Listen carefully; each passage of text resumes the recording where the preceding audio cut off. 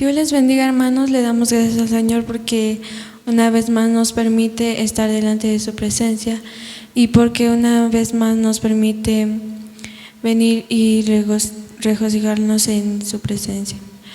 Así le pido que incline su rostro y oramos a nuestro Señor Jesucristo. Señor, en esta tarde te damos gracias porque nuevamente nos permites estar delante de ti, Padre. Nuevamente nos permites honrar y glorificar tu santo nombre, Padre. Señor, yo te pido por las personas que nos están viendo a través de la pantalla, Señor. Yo te pido que toques sus vidas, mi Dios, que tú seas en gran manera con ellos, Padre. Señor, también te pedimos que nos utilices como instrumento para honra y gloria tuya, Padre. Sabiendo que así será, Padre, en el nombre de tu Hijo amado Jesucristo te damos gracias. Amén y amén. Así le pido que abra su Biblia en 1 Tesalonicenses, en su capítulo 5, versículo del 16 al 18. Y la palabra de nuestro Dios dice: Estad siempre gozosos, orad sin cesar, dad gracias en todo, porque esta es la voluntad de Dios para con vosotros en Cristo Jesús. Y así estamos entonando el siguiente canto: Te vengo a bendecir, porque Él es el único que merece toda la gloria y honra.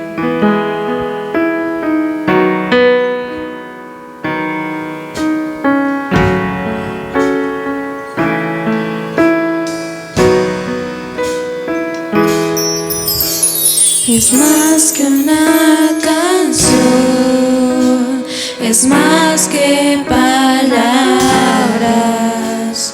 es mi corazón rendido a ti, es lo mejor de mí, lo que vengo a darte, ya no es suficiente una canción.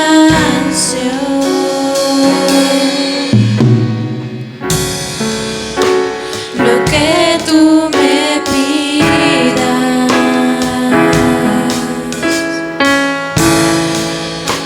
yo te quiero dar.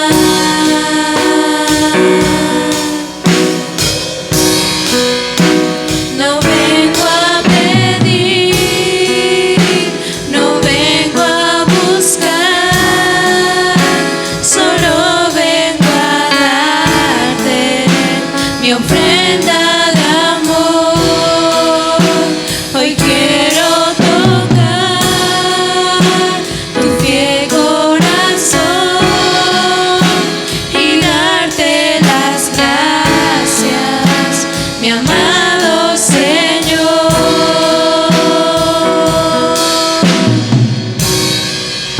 Hoy te vengo a bendecir, a ti, a ti.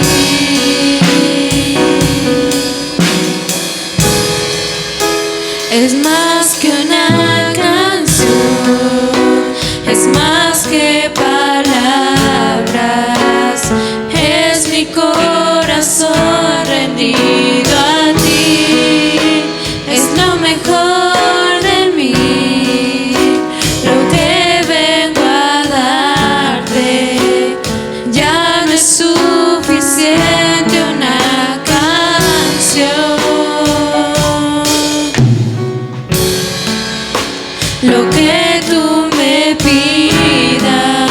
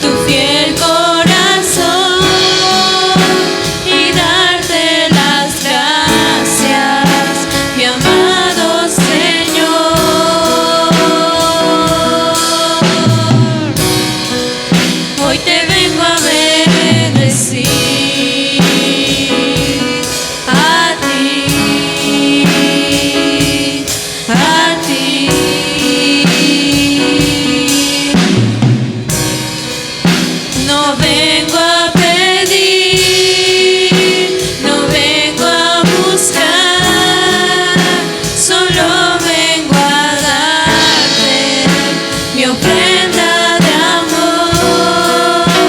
Hoy quiero tocar tu fiel corazón y darte las gracias, mi amado Señor.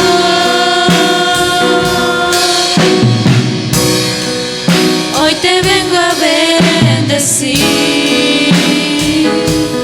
a ti, a ti.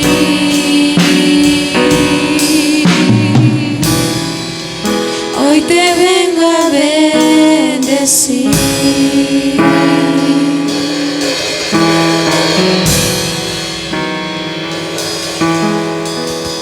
Y así estamos entonando el siguiente canto, Palabras de Verdad.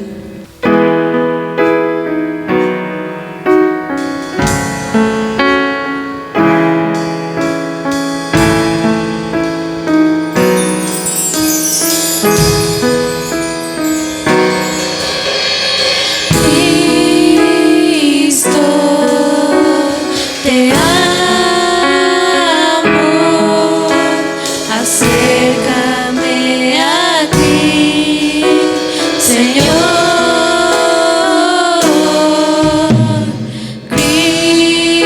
Cristo, te amo, me entrego en adoración.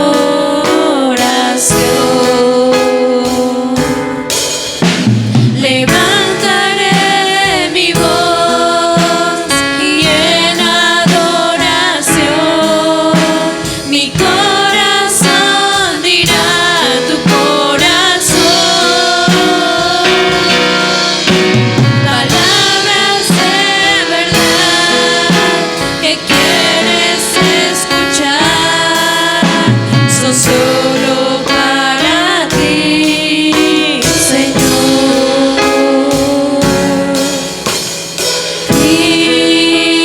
Cristo, te amo, acércame a ti, Señor.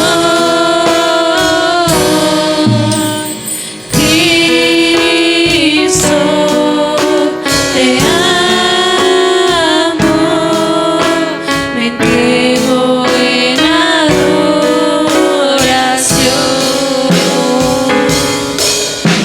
Levantaré mi voz y en adoración mi corazón dirá tu corazón.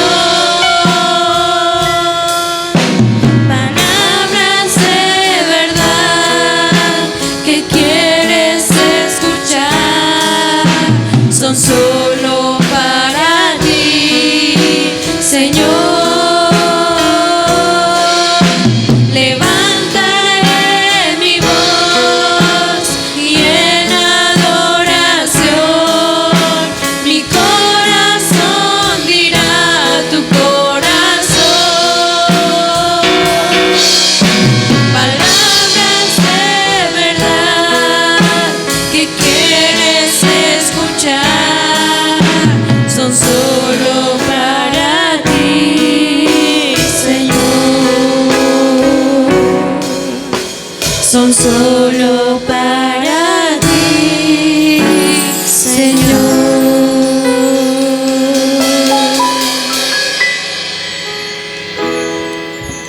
Y sabemos que con Él viviremos eternamente y que le alabaremos por 1.000.000 de veces.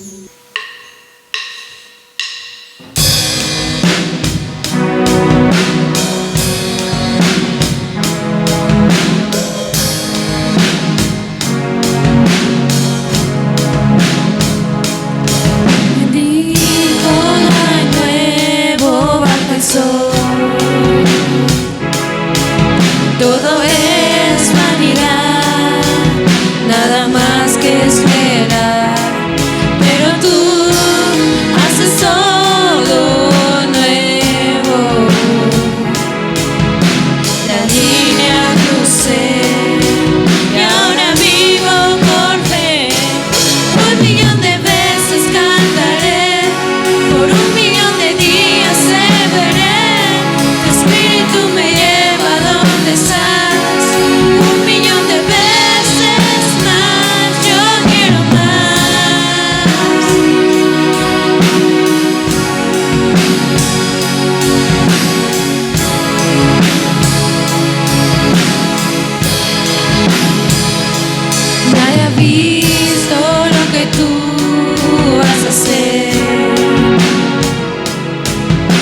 Nadie puede imaginar lo que está por llegar, porque tú haces todo nuevo. La línea crucé y ahora vivo por fe. 1.000.000 de veces cantaré, por 1.000.000 de días te veré. Tu espíritu me lleva a donde estás. 1.000.000 de veces más, 1.000.000 de veces cantaré, por 1.000.000 de días te veré. Tu espíritu me lleva a donde estás. 1.000.000 de veces más, yo quiero más.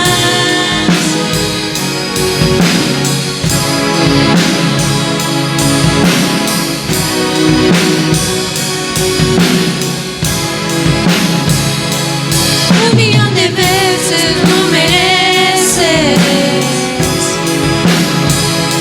De 1.000.000 de himnos eres digno.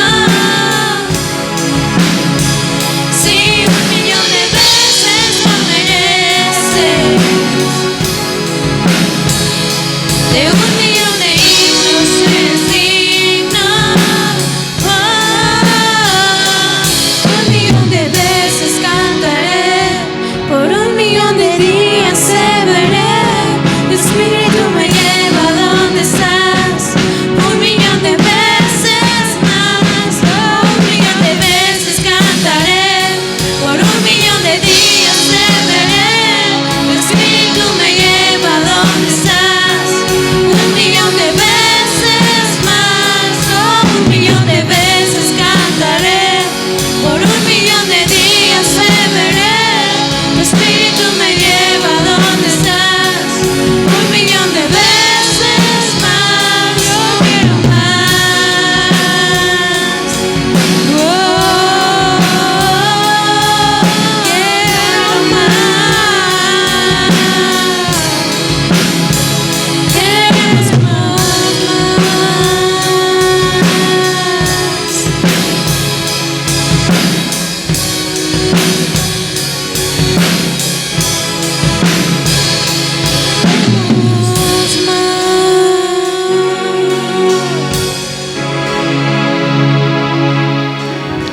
Así nuevamente le invito a que abra su Biblia en Hebreos capítulo 10, versículo del 19 al 20.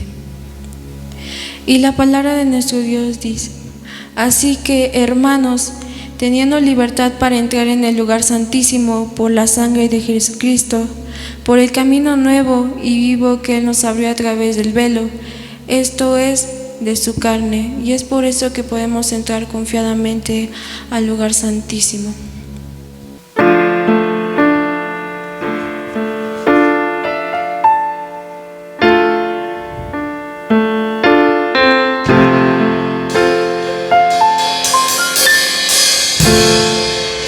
Señor, llévame a tu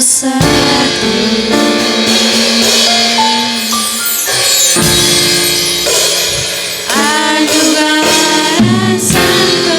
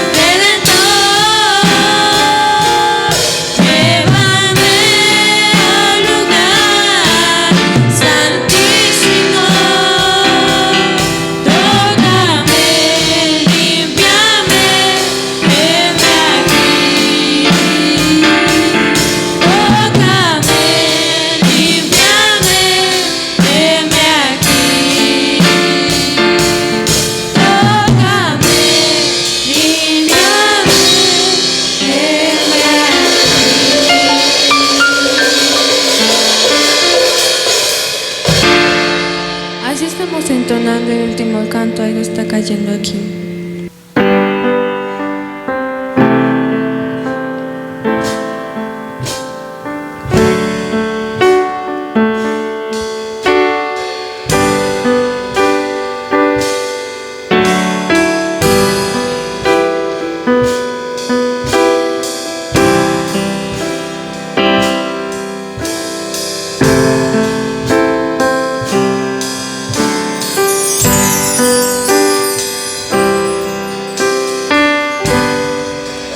Algo está cayendo aquí,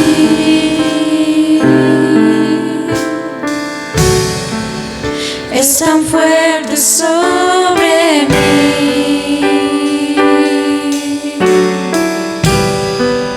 Mis manos levantaré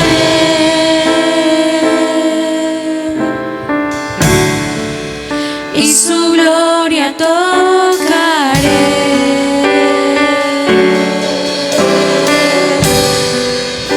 Algo está cayendo aquí, es tan fuerte sobre mí.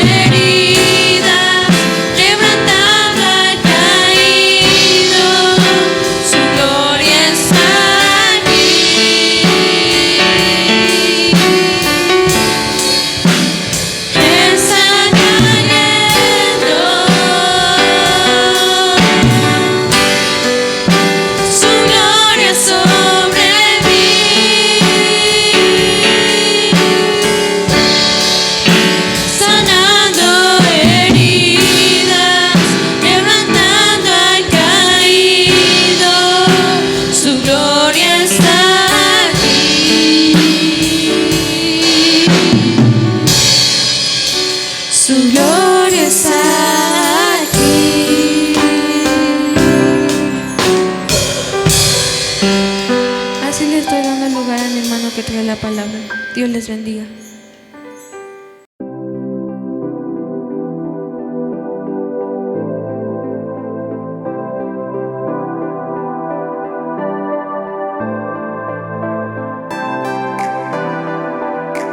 Le damos muchas gracias a Dios porque nos permite seguir alabando y glorificando su santo nombre. Le damos gracias a Dios por el grupo que hoy estuvo con nosotros ministrándonos en la alabanza.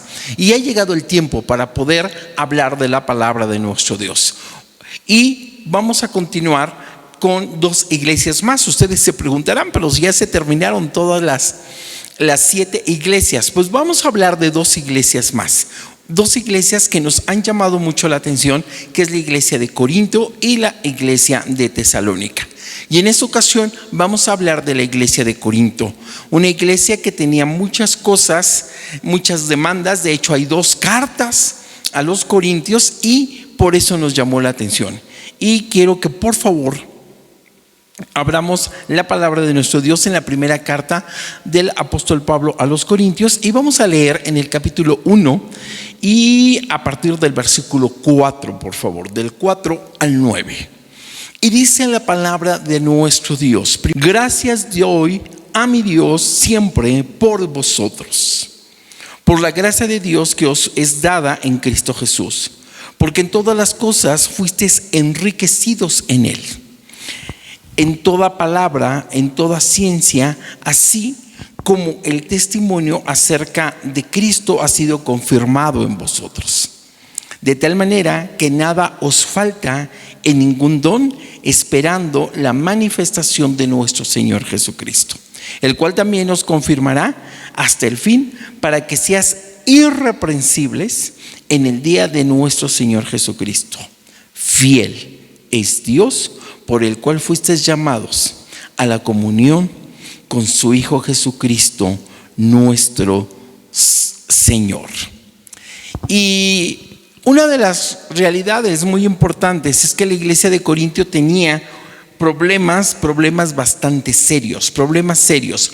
Era un centro de atención muy especial, era un centro comercial, un centro de cabotaje para que llegaran los barcos, pero también era un centro donde se conjuntaban muchas etnias, donde se conjuntaban muchas ideas filosóficas, donde se conjuntaban muchos tipos de creencias, y en medio de todo eso también estaba la iglesia que había crecido, la iglesia donde el apóstol Pablo había estado, por lo menos dicen los historiadores, 8 meses trabajando con los corintios, y en esos 8 meses tuvo la oportunidad de conocer a la mayoría de los salvos en ese momento. Pero vamos a analizar, estando en esta misma serie, vamos aplicando las bases, vamos a ver cuál era la problemática que tenía la iglesia de Corinto. Por eso es que en esta mañana vamos a analizar su problemática. Lo que acabamos de leer, esa es la esperanza del apóstol Pablo. Lo que acabamos de leer es lo que el apóstol Pablo deseaba con todo su corazón. Pero ese deseo, ese sentir, esa preocupación del apóstol se ve de alguna manera bloqueada, porque después de que deja la iglesia de Corinto, tiene que ir una familia, en especial la familia de Cloé. Dice en los versículos que vamos a leer, y tiene que informarles cuál es la situación de la iglesia. Y la situación de la iglesia se encontraba así: tenía problemas graves. Y vamos a ver el primer problema. Tenía pecados muy especiales. Y la primera parte de los pecados, para ir en un orden cronológico y sistemático de acuerdo a cómo está la carta, el primer pecado era acerca de que en la iglesia había divisiones. Primera carta del apóstol Pablo a los Corintios, en el capítulo 1, en los versículos 11. Y dice la palabra de nuestro Dios: porque he sido informado acerca de vosotros, hermanos míos, por los de Cloé, que hay entre vosotros contiendas. Había problemas, había situaciones bastante graves. ¿Y en qué consistían estas contiendas? Quiero decir que cada uno de vosotros dice: yo soy de Pablo, yo soy de Apolos, yo soy de Cefas y yo de Cristo. Y por eso, de una manera retórica, pregunta el Señor Jesucristo: ¿acaso está dividido Cristo? Y con esta pregunta empieza a mostrar cuál es la problemática para que ellos contesten. Ellos sabían que había un problema grave. Unos decían ser de Pablo, otros de Apolos, otros de Cefas y otros de Cristo. Pero la pregunta es: ¿acaso Cristo está dividido? ¿Acaso Cristo fue dividido? Y quiere que le contesten. Si los hubiera tenido ahí, yo creo que se hubiera esperado para que ellos contestaran si verdaderamente Cristo estaba dividido. Y continúa diciendo: ¿fue crucificado Pablo por vosotros? ¿O fuisteis bautizados en el nombre de Pablo? Uno de los grandes problemas filosóficos que existían en ese momento es saber a qué grupo pertenecer. Si al grupo de Pablo, al grupo de Cefas, al grupo de Apolos o al grupo de Cristo. ¿De quién? Y ese es uno de los problemas graves que existen en las iglesias actualmente.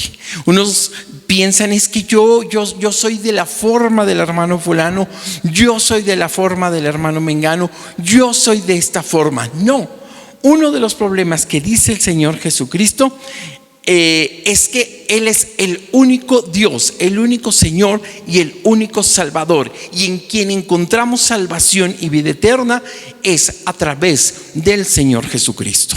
Por eso es que pregunta el apóstol Pablo de una manera retórica: ¿cuál sería la situación? ¿Cuál sería? Y les hace ver cuál es la situación que ellos tienen.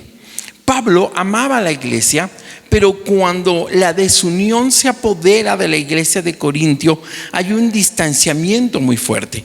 No nada más es que yo soy de aquí, sino que empieza a haber desamor, empieza a haber problemas, como dice, empieza a haber pugnas, empiezan a tratarse mal los hermanos, porque unos quieren tener la razón y otros quieren tener aún más la razón. Y el apóstol dice en el versículo 10: os ruego pues, hermanos, por el nombre de nuestro Señor Jesucristo, que habléis todos una misma cosa. El problema filosófico, el problema de culturas, de etnias, las culturas son las que van a cambiar mucho. ¿Y cuál era lo que estaba pasando? Estaban metiendo la cultura a la iglesia, y eso hacía que hubiera gran número de divisiones. Y que no haya entre vosotros divisiones, sino que estéis perfectamente unidos en una misma mente y en un mismo parecer. Esta pregunta retórica del apóstol hace que ellos tengan que retomar. La respuesta a esta pregunta es simple: ¿por quién fueron salvos? ¿En qué nombre se bautizaron? ¿Quién los bautizó? Y eso los lleva a que ellos tengan que reflexionar sobre lo que estaba pasando en su vida. ¿Qué era lo que estaba pasando? Entonces su primer pecado, su primer problema que tenían era la desunión. ¿Qué era lo que estaba haciendo? Ellos abrieron una puerta muy grande para que Satanás entrara y empezara a actuar de una manera muy terrible en la iglesia de Corintios. Porque el problema de pecado no termina ahí. Los problemas del pecado continúan de una manera muy, muy terrible, de una manera muy especial. Problemas morales, problemas sociales, problemas de litigio, problemas de esa índole. El otro pecado grave que había en la iglesia se encuentra en el capítulo 5, en el versículo 1, y dice la palabra de nuestro Dios: de cierto se oye que hay entre vosotros fornicación, y tal fornicación cual ni aún se nombre entre los gentiles, tanto que alguno tiene la mujer de su padre. El incesto era uno de los pecados que había dentro de la iglesia, y por eso el apóstol Pablo tiene que hacer una reprensión bastante fuerte acerca de esta inmoralidad que ni aún en el mundo pagano se veía, dice el apóstol. Y dice en el versículo 5: el tal se ha entregado a Satanás para destrucción de la carne, a fin que el espíritu sea salvo en el día de Jesús. El apóstol Pablo lo que recomienda es que él sea entregado, su carne sea entregada. Dice, porque había ese problema bastante fuerte, y les ordena quitar de entre ellos, de quitar ese gran problema que había en la congregación y que manchaba, menoscababa el testimonio de la iglesia de Corintios. El apóstol quería que los creyentes fueran un ejemplo de pureza, un ejemplo moral dentro de la sociedad, y esta razón de haber habido incesto, de problemas de inmoralidad sexual, llevaba a que tenían que ellos separarse, no tener tantas relaciones con este tipo de personas, porque la inmoralidad los llevaba a que fueran a más. Imagínense ya un problema bastante grave acerca de inmoralidad, y cuando llega la inmoralidad viene con otro problema. Y dice el capítulo 6, y este es el otro pecado. Dice el 6:1: ¿osa alguno de vosotros, cuando tiene algo en contra de otro, ir a juicio delante de los injustos y no delante de los santos? El problema de inmoralidad llevaba a que había problemas de litigios ante los juzgados civiles. Esto era un problema bastante grave, porque el apóstol les dice que si hay ese tipo de problemas, entonces ellos tienen que verificar qué es lo que está pasando en su vida. Por eso dice en el versículo 7: así que por cierto es que una falta en vosotros que tengáis pleitos entre vosotros mismos, ¿por qué no sufrís más bien el agravio? ¿Por qué no sufrís más bien el ser defraudados? Una cosa es ir a los juzgados y otra cosa es que haya un sabio dentro de la iglesia para saber qué hacer, y por eso los pone en esa situación. ¿Por qué no sufres el agravio? ¿Por qué no sufres ser defraudados? ¿Por qué no sufres? Pero dice el versículo 8: pero vosotros cometéis el agravio y defraudáis, y esto a los hermanos. Por eso el problema era bastante grave. El problema era grave porque entre ellos mismos estaba pasando esta situación. La situación de estar bajo los problemas inmorales y los problemas de litigio y los juicios. Y los problemas morales sexuales iban a más. Dice el versículo 9: ¿no sabéis que los injustos no heredarán el reino de Dios? No erréis, ni los fornicarios, ni los idólatras, ni los adúlteros, ni los afeminados, ni los que se echan con varones, ni los ladrones, ni los ávaros, ni los borrachos, ni los maldicientes, ni los estafadores heredarán el reino de Dios. ¿Por qué? Ya había pasado algo. Dice el 11: y estos erais algunos de vosotros, mas habéis sido lavados, ya habéis sido santificados, ya habéis sido justificados en el nombre del Señor Jesús y por el Espíritu de nuestro Dios. Y hace un énfasis muy importante en lo que estaba pasando. Pero no nada más eran problemas de inmoralidad sexual, no nada más eran problemas de litigios y de ir a los juzgados. Los problemas eran también matrimoniales. Otro de los pecados grandes que tenemos que había en la iglesia de Corintios eran los problemas morales. los problemas morales en el matrimonio. Por eso el apóstol Pablo hace una serie de recomendaciones y ocupa todo el capítulo 7 para hablar acerca de los problemas.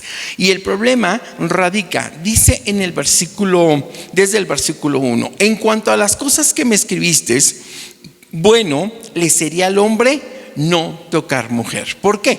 Porque si toca mujer va a tener que cumplir con una serie de requisitos bastante amplio.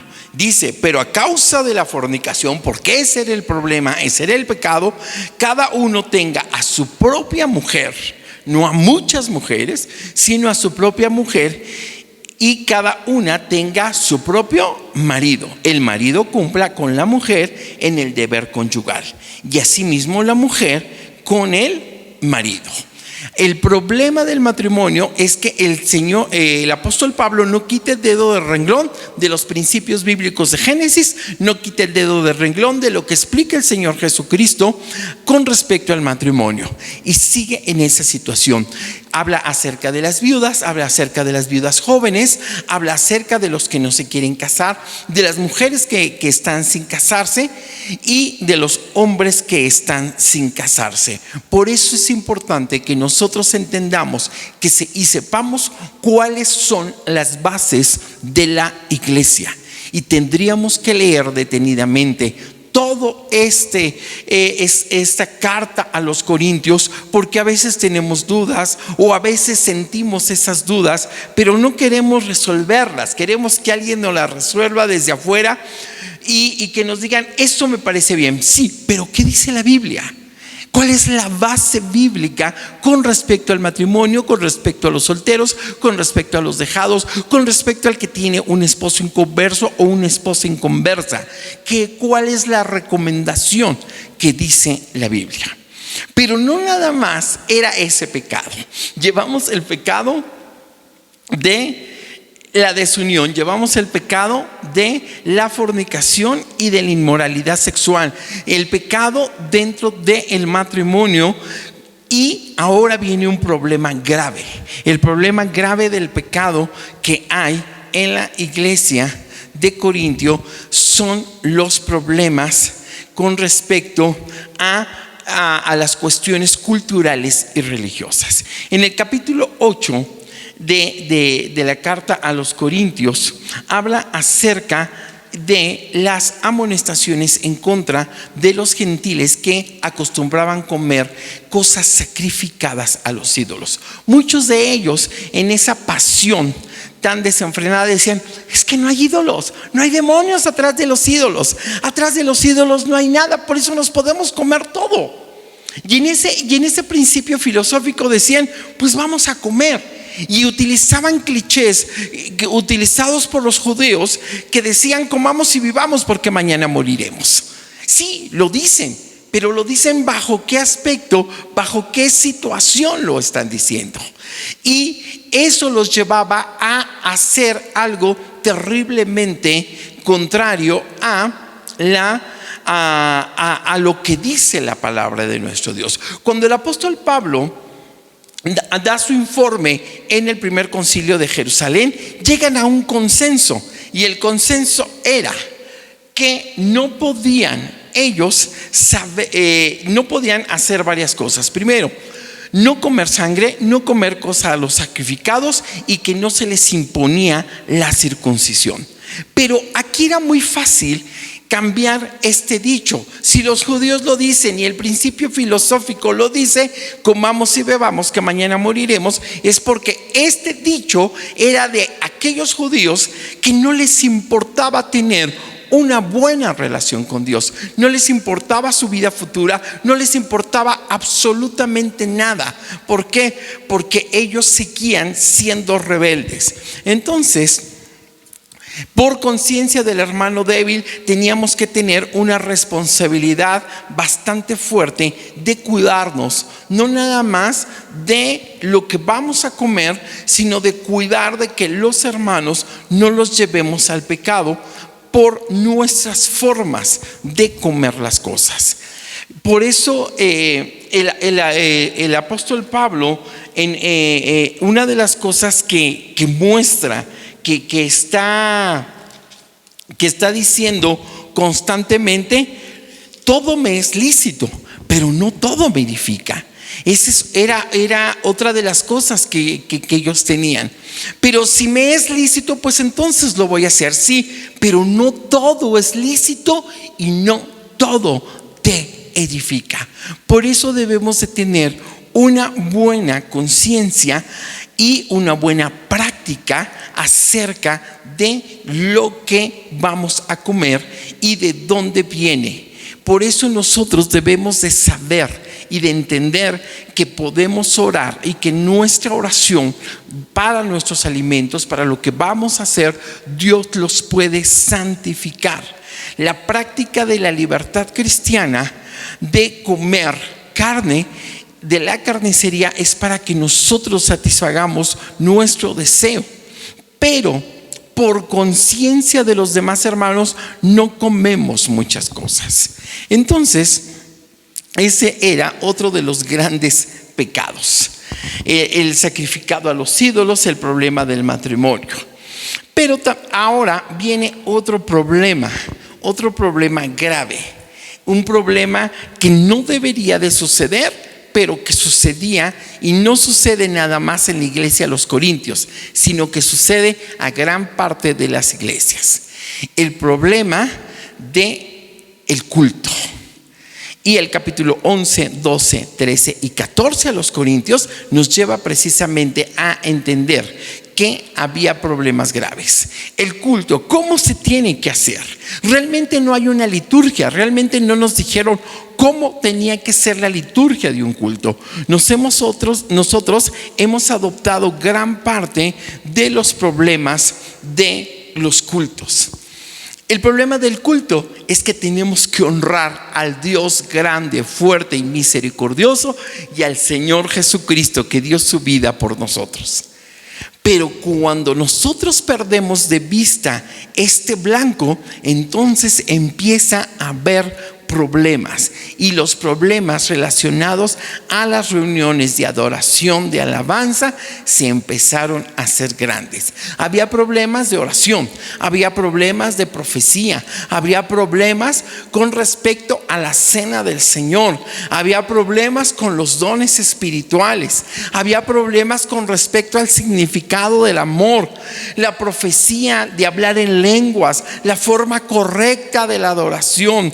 Los problemas relacionados con los dones espirituales eran tan apremiantes que en la carta a los Corintios hay una larga relación para que el apóstol en el capítulo 11 y en el capítulo 12 básicamente tiene que explicar en 31 versículos qué es lo que, cómo se llevan a cabo bien los dones espirituales.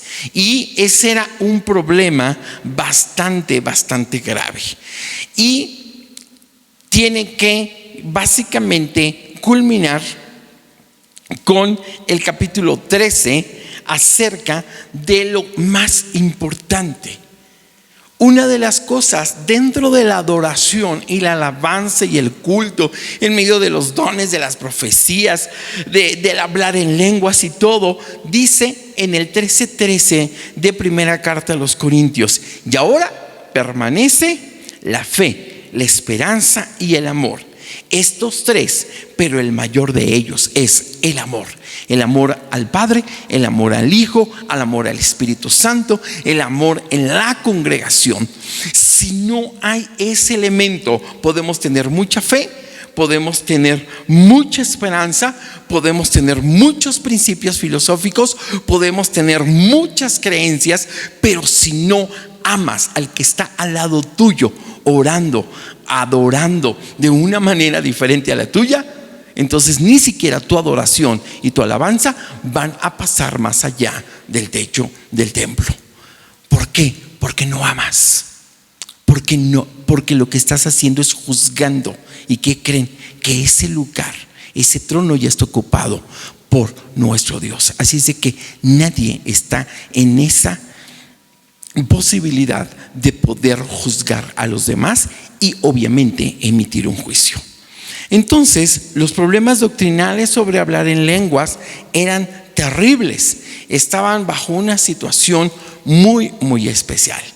Pero el otro problema muy fuerte que existía en la iglesia era el problema doctrinal con respecto a la resurrección. La resurrección de los muertos tiene un problema bastante grave. ¿Por qué? Porque los corintios tenían también una práctica filosófica muy especial. ¿Cristo resucitó o no resucitó? Cristo realmente ha resucitado de entre los muertos. Por eso dice en el capítulo 15, en el versículo 12: pero si se predica de Cristo que resucitó de los muertos, ¿cómo dicen algunos de vosotros que no hay resurrección de muertos? Entonces empieza a haber un problema doctrinal bastante fuerte. Y el problema doctrinal en donde lleva a la cumbre de este problema doctrinal se encuentra en el versículo 29, que dice: de otro modo, ¿qué harán los que se bautizan por los muertos si en alguna manera los muertos resucitan? ¿Por qué pues se bautizan por los muertos? El problema doctrinal radicaba en que bautizaban a los niños en nombre de un muerto. ¿Para qué? Para que ellos siguieran de alguna manera la tradición de que es que se parece al abuelito, que así se llamaba, es que actúa como el abuelito, es que va a ser como el abuelito, es que va a dedicar su vida como el abuelito. Ese es un problema doctrinal bastante fuerte. Bautizar a los niños en el nombre de los muertos para que ellos se parezcan o sigan con la herencia o sigan con la genética de lo que hacían los muertos. Por eso el apóstol Pablo tiene que hacer una encomienda bastante fuerte con respecto a la equivocación que tenían con respecto a la resurrección de nuestro Señor Jesucristo. Y hace un cierre muy espectacular el apóstol Pablo cuando casi está concluyendo el capítulo 15. Imagínense, 58 versículos para explicar que hay resurrección. Y dice en el versículo 55: ¿dónde está, oh muerte, tu aguijón? ¿Dónde, oh sepulcro, tu victoria? Ya que el aguijón de la muerte es el pecado y el poder del pecado de la ley. Mas gracias sean a Dios que nos da la victoria por medio de nuestro Señor Jesucristo. Cuando llega la muerte, empieza entonces algo muy especial. Se vence sobre el pecado, sobre la carne, sobre todas las cosas, y esa carne muerta hace que el alma vaya a poder levantarse con poder y ir ante la presencia de nuestro Señor Jesucristo. Y para finalizar, el último problema que había en la iglesia de Corintio era en cuanto a las ofrendas para los santos: haced vosotros también de la manera que ordené en las iglesias de Galacia. Podemos honrar, podemos bendecir, podemos tener los dones, los ministerios, podemos amar, podemos hacer todo, pero si no honramos a Dios con nuestros bienes, Dios nos va a deshonrar. Así de sencillo. No podemos decir yo no puedo, yo no sé, Dios no me ha bendecido. ¿Y sabe por qué Dios no ha bendecido? Porque usted no lo honra, porque usted le está robando a Dios. Y le estaba pidiendo no para él. El apóstol Pablo no estaba pidiendo para él, estaba pidiendo que honraran a Dios para que los santos que estaban en gran escasez tuvieran una retribución importante. Por eso dice el versículo 2: cada primer día de la semana, cada uno de vosotros ponga aparte algo según haya prosperado, y guardándolo para que cuando yo llegue no se recojan entonces ofrendas. Esa es una situación bastante fuerte. Dios no puede bendecir a una persona que le está robando. Dios no puede bendecirlos. Por eso es importante que nosotros también honremos a nuestro Dios. Es importante que nosotros mismos nosotros podamos ir a nuestro Dios cada día. Y quiero regresar a los primeros versículos que leíamos de Corintios. Dice en el capítulo 1, en los versículos, por favor, en los versículos 8 y 9, el cual también os confirmará hasta el fin. La iglesia de Corintio tenía un problema y tenía infinidad de problemas, pero la iglesia de Corintio tenía que tomar una decisión: salir de ese estilo de vida o dejar de ser confirmados por nuestro Dios. Porque dice el apóstol, el cual también os confirmará hasta el fin, para que seáis irreprensibles, que no haya alguien que diga: tú estás haciendo malas cosas, tú cometiste este pecado, tú estás cometiendo este pecado, tú estás haciendo esto, tú estás haciendo aquello, tú no utilizas bien los dones, tú no utilizas tu ministerio.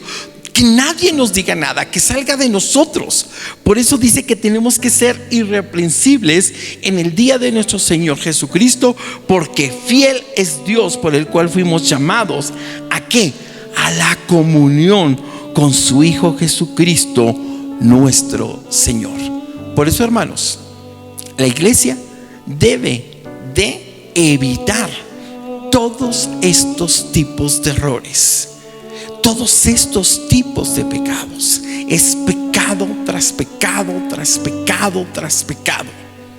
Y Dios no va a pasar por alto esta serie de pecados. Por eso es que debemos de ser cautos, debemos de ser cuidadosos, para que en el día de nuestro Señor Jesucristo, anhelamos que venga y decimos: es que ya viene, pero tenemos que ser irreprensibles con respecto a todos estos pecados. Y yo sé que esto fue bastante información, pero léalo.